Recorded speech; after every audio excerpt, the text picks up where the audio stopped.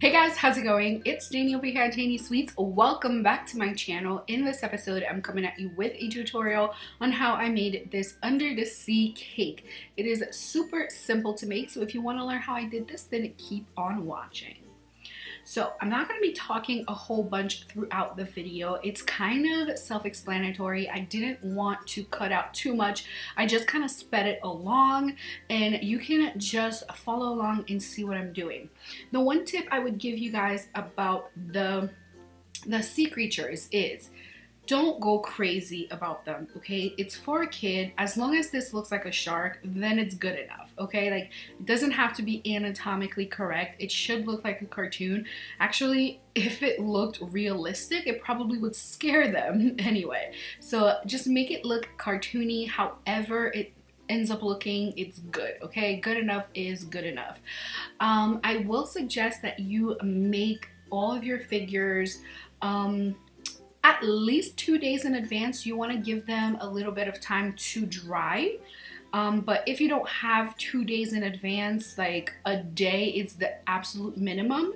And if you are using fondant, you should put Tylose powder. If you're not using fondant, gum paste or pastillage is even better for you to use because it's going to dry up a lot nicer and harder for you. So just go ahead, follow along with me, make your animals as you would think they need to look. It doesn't, again, have to be anatomically correct. As long as it looks like what it's supposed to look like, we are good to go.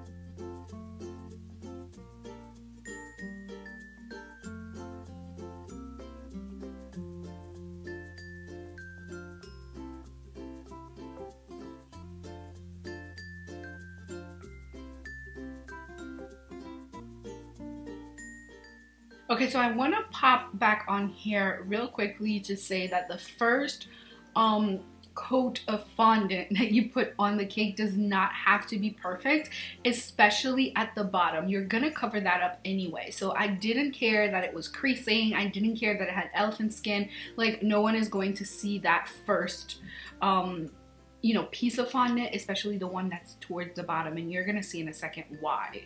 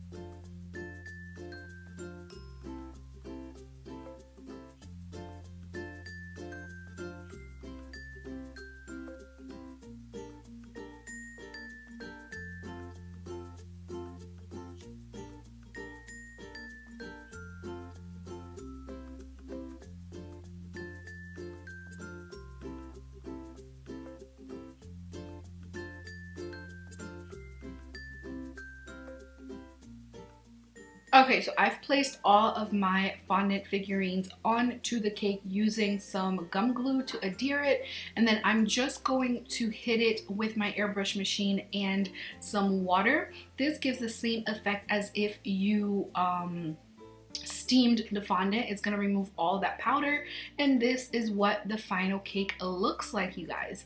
So like I said, this cake is super simple to make. However many sea creatures you end up making is however many you end up putting on the cake. The more the better.